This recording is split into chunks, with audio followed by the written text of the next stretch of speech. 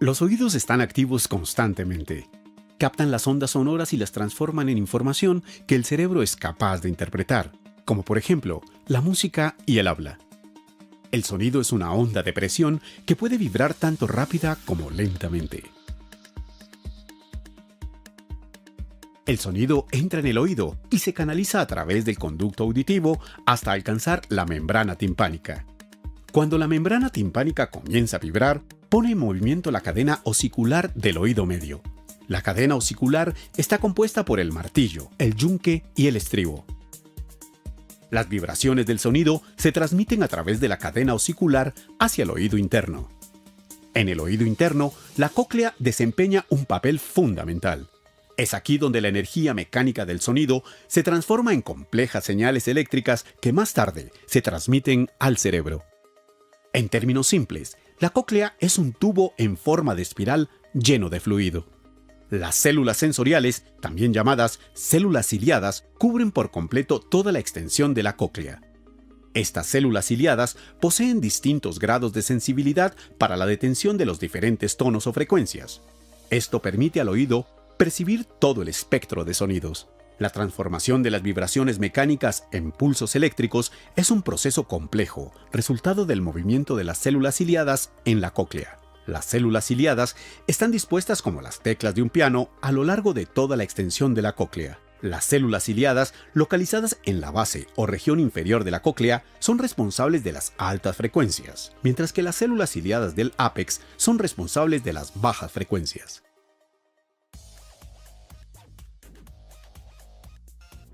Cuando el fluido de la cóclea se pone en movimiento, provoca a su vez el movimiento de las finas estructuras de la superficie de las células ciliadas.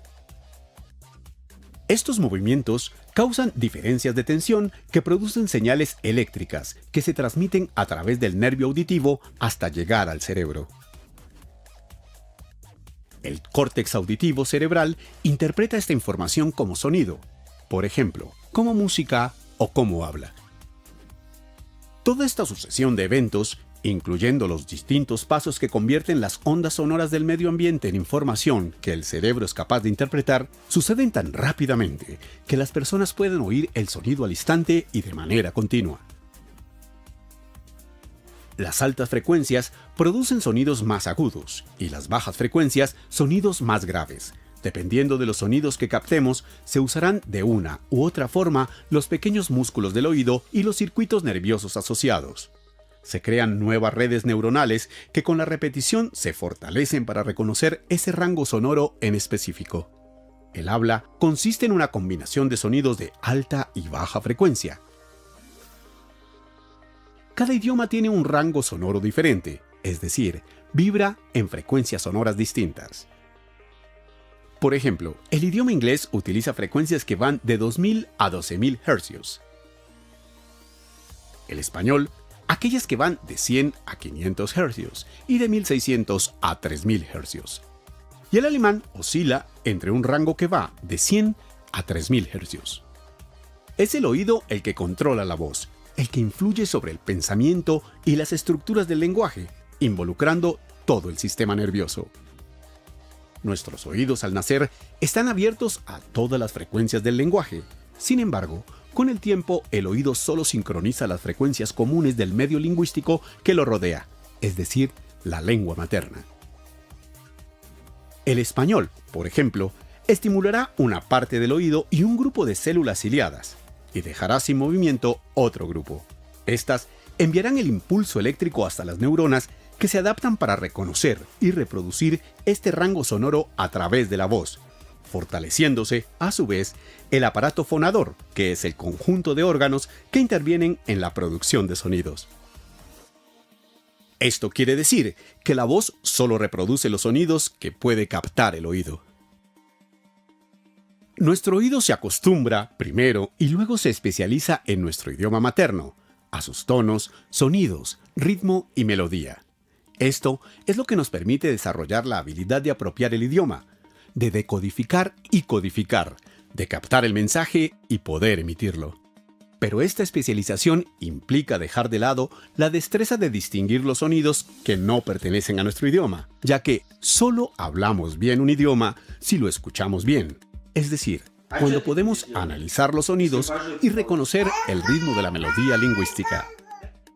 Recordemos que la función determina la estructura. Si la función que le damos a nuestro oído es escuchar español, nuestro organismo se va a estructurar para reconocer y reproducir ese rango sonoro, y no va a desarrollar una morfología para aprender a hablar y escuchar el alemán. En los primeros años, nuestro cuerpo se adapta a nuestro entorno, pero con el paso del tiempo, nuestra anatomía se desarrolla de acuerdo a los estímulos que recibimos. En el mandarín no existe el fonema R, como en el español. Es por esta razón que para un chino parlante es de gran dificultad pronunciarlo, y en su lugar usa un fonema de su lenguaje, un sonido no vibrante como la L. El correcto aprendizaje de los idiomas también tiene una ventana de oportunidad, por lo que después de la primera infancia es más difícil aprender una lengua extranjera. El niño que desde pequeño es expuesto a varios idiomas desarrolla un oído especializado y las conexiones sinápticas que controlan el lenguaje se desarrollan de acuerdo a los requerimientos de cada idioma. En otras palabras, una persona que en la primera infancia tenga contacto con varios idiomas desarrollará las condiciones fisiológicas para poder escuchar y hablar otro idioma.